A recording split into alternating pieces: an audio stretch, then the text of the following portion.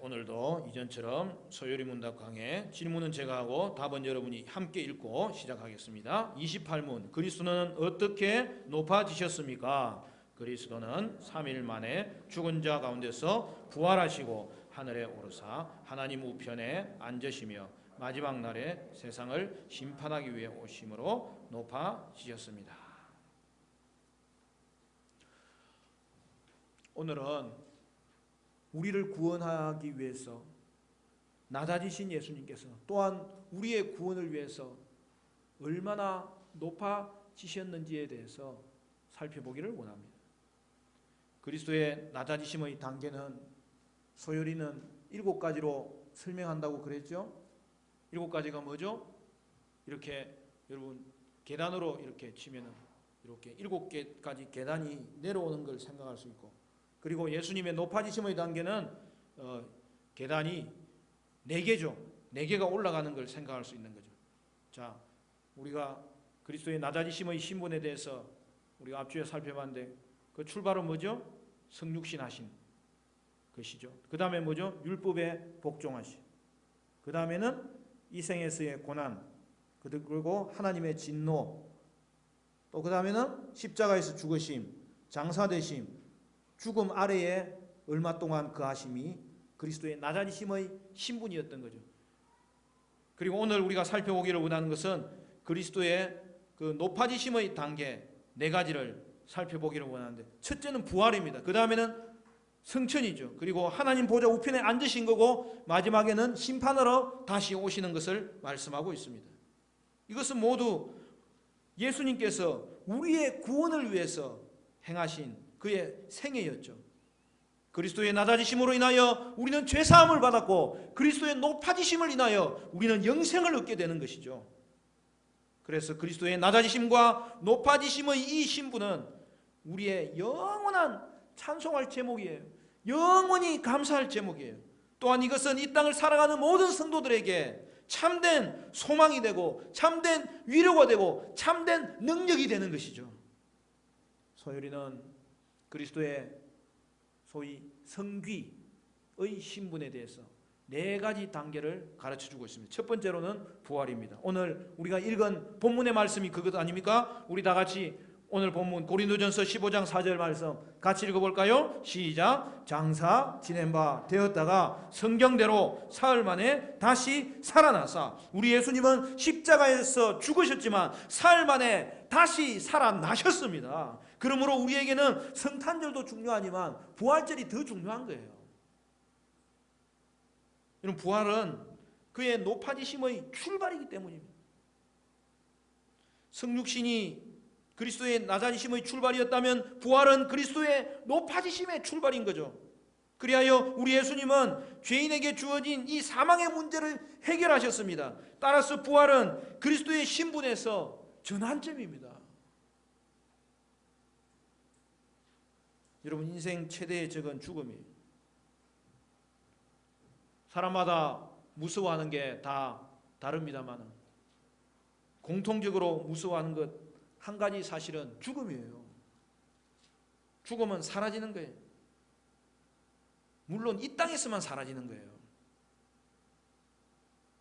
우리는 사랑하는 사람이 죽어서 사라지게 되는 것을 두려워하죠. 또한 내 자신이 죽어서 이 땅에서 사라지는 것을 두려워하는 것이죠.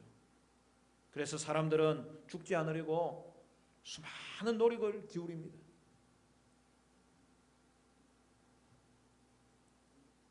아프지 않고 힘들지 않고 늙지 않고 병들지 않고 죽지 않으려고 노력하지만 아무도 죽음을 피할 수가 없습니다. 인간의 힘과 노력으로는 죽음을 피할 수가 없어요.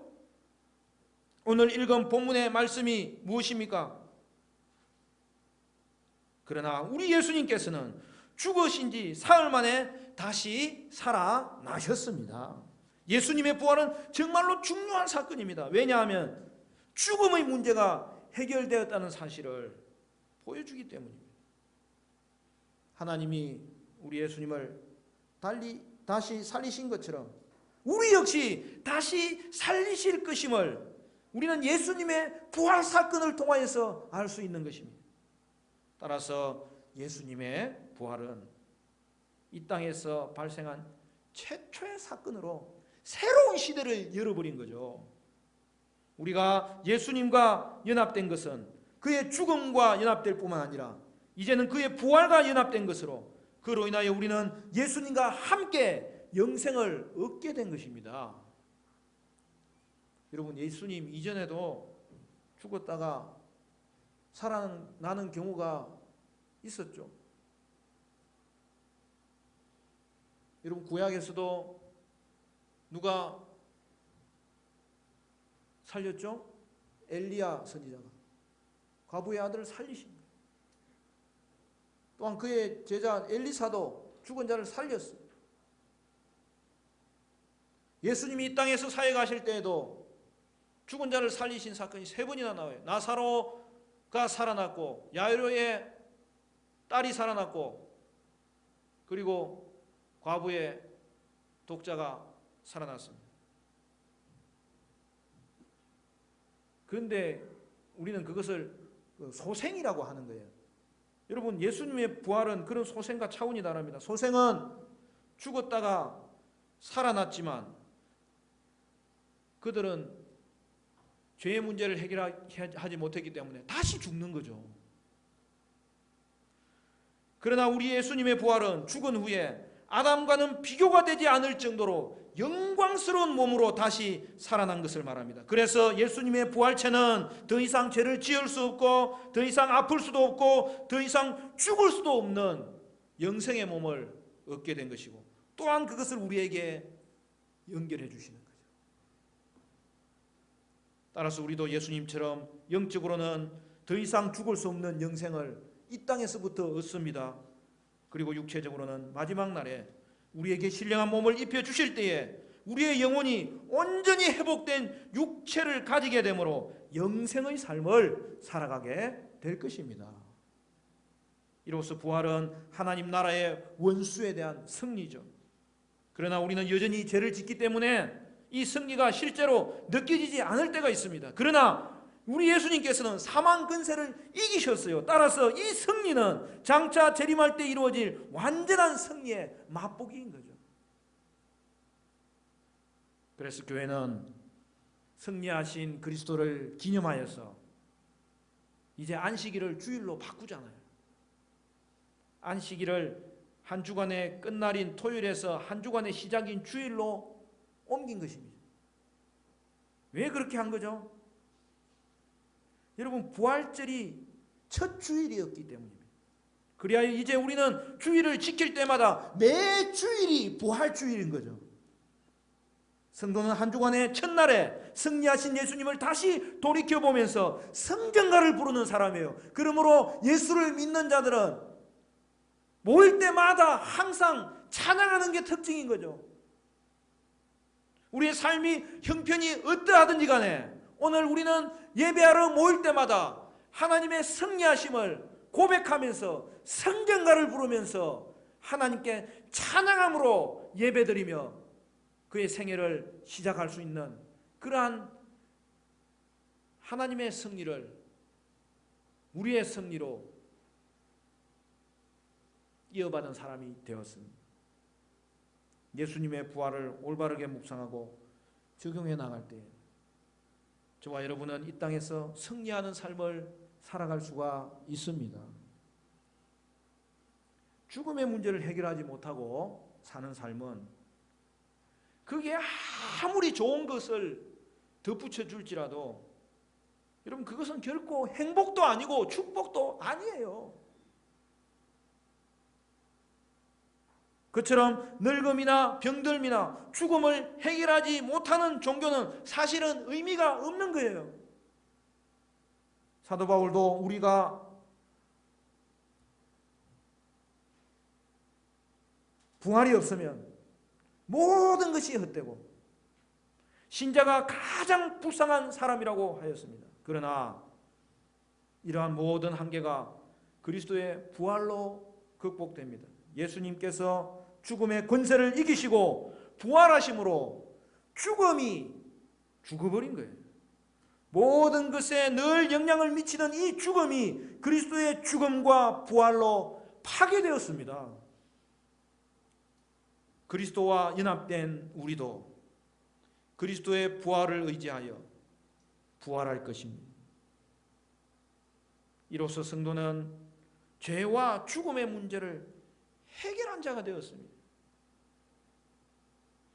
따라서 그리스도의 높아지심은 그와 연합된 저와 여러분의 높아지심이 되는 거예요.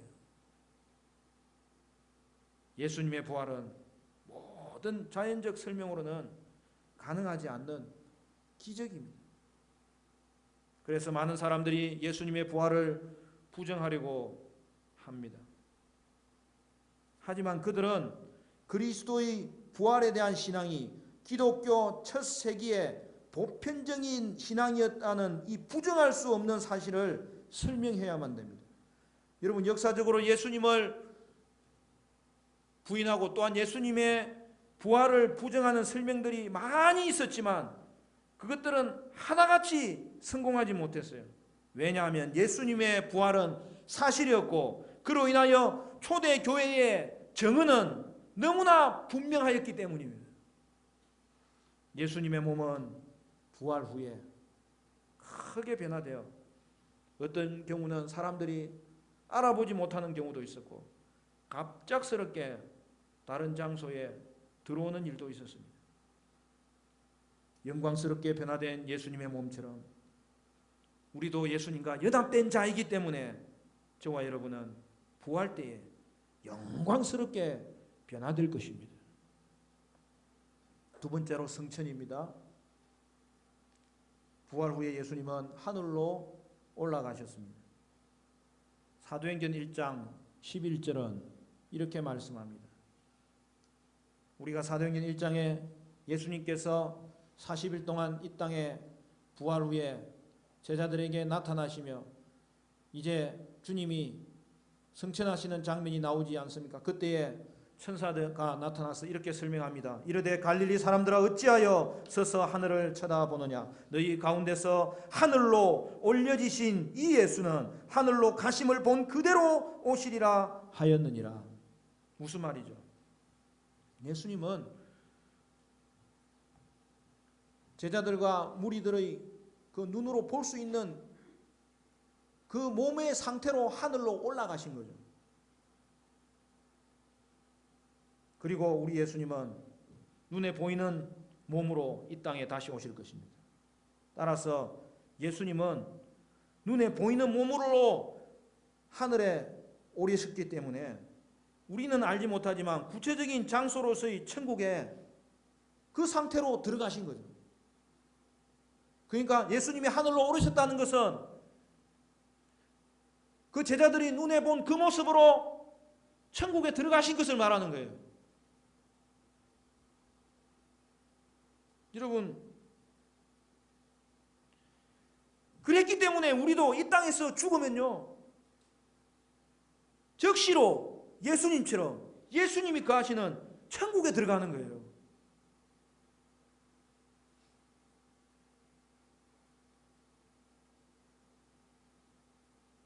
여러분, 이것이 중요한 이유가 뭐냐면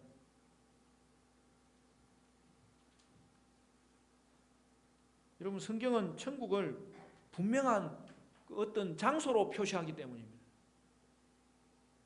여러분, 천국은 지금 천사들과 성도들과 같은 피조물들이 예수님께 영광을 돌리고 하나님께 영광을 돌리고 성령님도 동행하시는 그런 예수님과 함께하는 거주지인 거죠.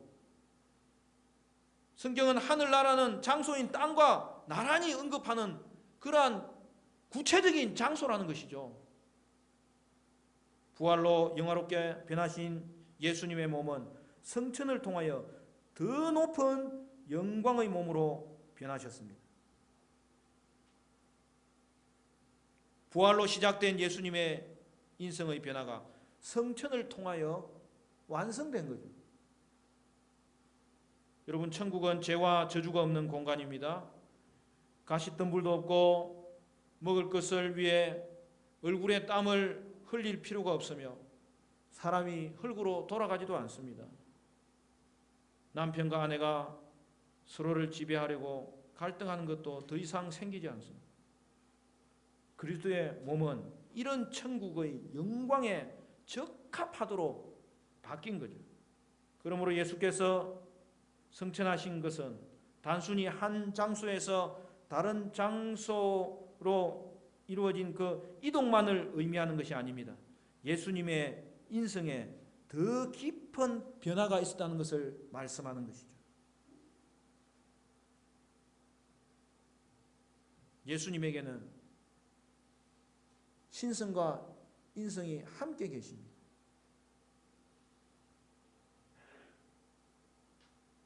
성자 예수님께서 우리의 인생을 구원하시기 위해서 인성을 입으시고 이 땅에 오시사 십자가의 사역을 이루시고 최종적으로는 부활하신 이후에 이제는 신성과 인성을 같이 가진 모습으로 천국에 들어간 것을 말합니다. 그래서 그의 인성은 영혼과 육체로 되어 있기 때문에 결국에는 그 육체가 하늘 영광의 충만함에 들어갔고 하늘의 삶에 완전히 적합하게 변화된 것입니다. 한편 우리 예수님은 하늘로 가심으로 예전에 늘 누렸던 영광의 자리에 들어가시고 그 영광을 되찾은 것이죠. 왜냐하면 우리 예수님은 이 땅에 오시기 전부터 이미 영광스러운 존재였기 때문입니다. 그러나 이전보다 덧붙여진 것이 있는데 그것은 이제 우리 예수님이 하늘에 오르시면서 우리를 구원하시기 위해서 죄와 죽음을 이기신 이 영광 또한 그가 받으신 것을 생각할 수 있습니다. 또한 우리 예수님은 우리를 위해 거처를 예비하러 가신다고 하셨습니다. 그리고 예비하신 이후에는 다시 오셔서 우리를 영접하여 자기 있는 곳에 우리도 함께 있게 하시겠다고 약속하셨습니다.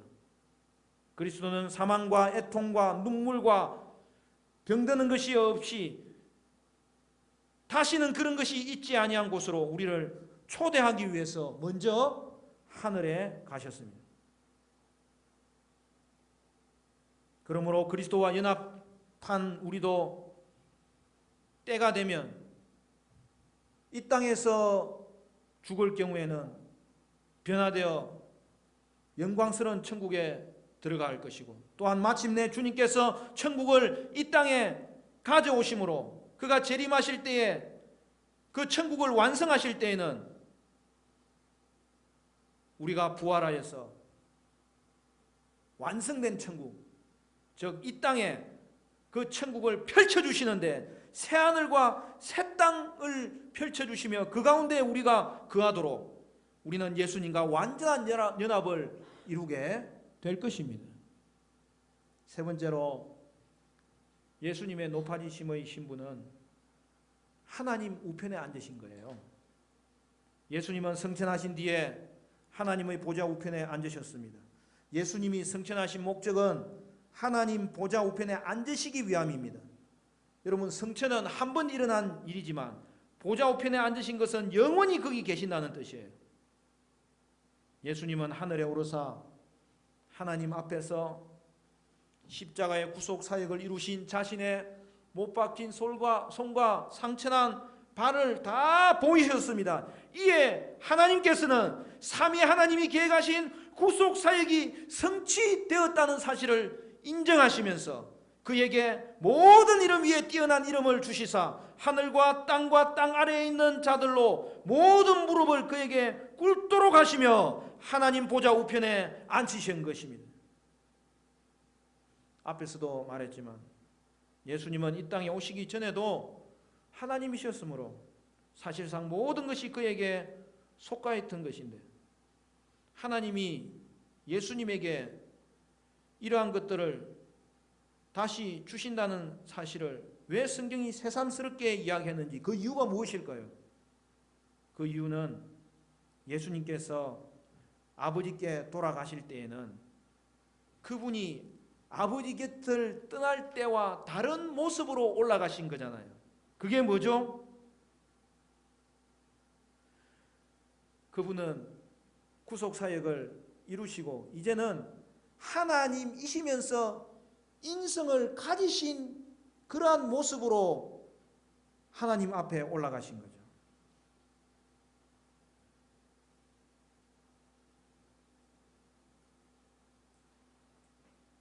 그러니까 계속해서 반복되는 이야기지만 우리 예수님은 하나님이신데 인성을 입으신 하나님이세요.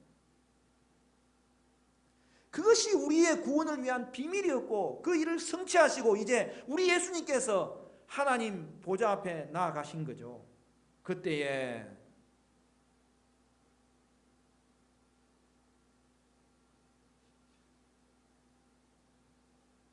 우리 하나님은 예수님이 인성을 가지셨기 때문에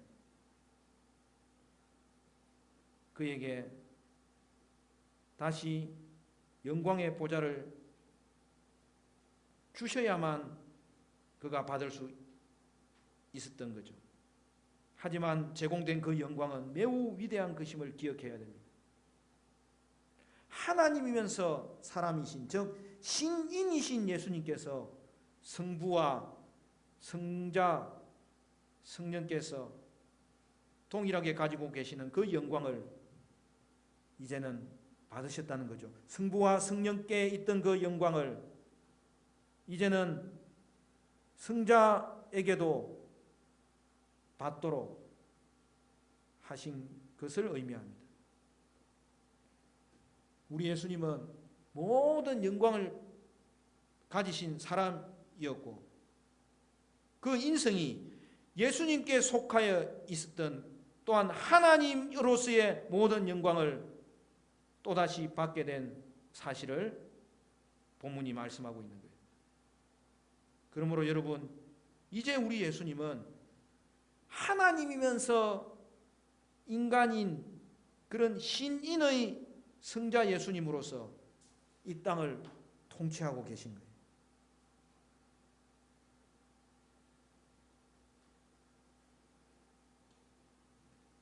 여기까지 우리의 구원을 위해서 그가 이루신 일이 얼마나 놀랍습니까? 여기서 하나님 우편이라는 표현은 물리적이거나 문자적인 의미가 아니라 상징적인 의미입니다. 고대 왕들은 장차 왕위를 이을 사람이 자신의 오른편에 앉게 했습니다. 그래서 우편에 앉힌다는 것은 영광과 권능을 준다는 뜻이에요. 그러므로 예수님이 하나님 보좌 우편에 앉으시면 이제 하나님이 그리스도에게 모든 통치권을 위임하신 것을 뜻합니다. 예수님의 부활과 성천은 2000년 전에 일어난 사건이었지만 예수님이 하나님 보좌 우편에 앉으셔서 우리를 다스리고 통치하는 일은 지금도 이 순간도 이루어지고 있는 일인 거죠. 그러므로 이제 중보자이신 예수님은 높아지신 상태에서 오늘 이 땅과 온 세상을 통치하고 있다는 사실을 우리는 바라볼 수 있어야 됩니다. 그러므로 말미암아 예수님은 이제 공식적으로 신인의 지위에 오르신 것입니다. 따라서 예수님이 하나님 우편에 앉아 계심으로 그가 행하셨던 그 세 가지 직분, 선지자, 제사장, 왕의 직분을 최종적으로 완성하고 계심이 오늘 보좌 우편에 앉아 계신 그 왕으로 통치하시는 주님의 모습인 거죠. 예수님은 하나님의 보좌 우편에 앉으셔서 선지자로서 성령을 보내시고 또한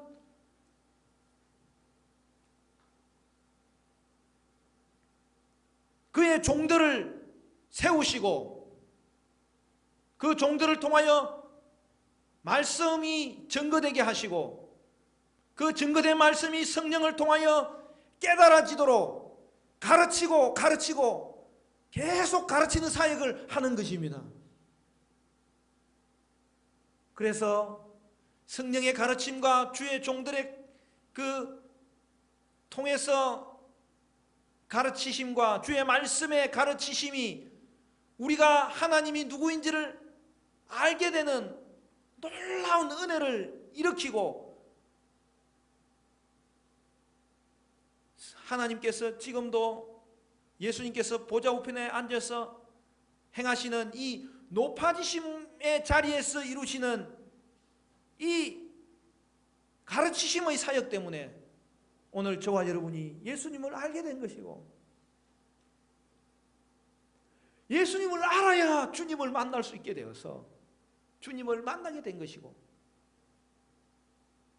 지금도 이 땅 가운데 살아갈 때에 성령의 가르침은, 그리고 주의 종들을 보내서 하나님의 말씀을 가르침은 끊이지 않아서 내가 오늘도 이 자리에 선 것은 성령으로, 성경으로 하나님이 나의 눈을 뜨게 하시며 이끌어 주신 덕분이다. 그 고백이 우리의 고백인 거죠. 예수님은 하나님 보좌 우편에 앉으시사 제사장으로서 끊임없이 성도를 위해 중보기도 하십니다. 이미 십자가에서 죽으신 그 모든 속죄 사역을 근거로 하나님 앞에서 우리의 죄를 늘 변호해 주십니다. 또한 십자가를 통해서 우리에게 주신 이 모든 구원의 혜택을 우리가 받을 수 있도록 기도하고 간구하시는 것이죠. 그는 왕으로서 그리스도를 믿는 자들의 마음에 역사하시사 그들로 주되심을 인정하게 하시고 순종하도록 이끄시고 하나님의 통치를 기뻐하며 찬양하며 받아들일 수 있도록 그 통치 안에서 살아가도록 하십니다. 그리고 교회와 성도들을 끝까지 보호하시는 그는 나의 왕, 나의 주님이신 거죠. 자기 백성을 위하여 온 땅에 주관자 되시는 근세를 지금도 행하고 계신 왕이신 그리스도이십니다. 네 번째, 심판하러 오십니다. 그리스도의 높아지심의 신부는 그가 심판주로 재림하실 때 가장 높은 단계에 오릅니다. 왜냐하면 그것이 구원의 완성이기 때문입니다. 그때 예수님은 이 땅에 산 모든 사람들을 심판하실 것인데 그들이 살아있는 동안 행한 모든 것을 판단하실 것입니다. 예수님께 반역하며 회개하지 않은 자들은 영원한 형벌을 받아 불못에 던져질 것입니다. 하나님께 반역했으나 회개하고 그리스도를 믿는 자들은 예수님과 함께 새하늘과 새 땅에서 영원히 살게 하실 것입니다. 사랑하는 성도 여러분, 우리 예수님은 지금도 모든 것을 다스리는 이 땅의 통치자가 되십니다. 그러나 사람이 회개하고 돌아오길 기다리고 계시는 거죠.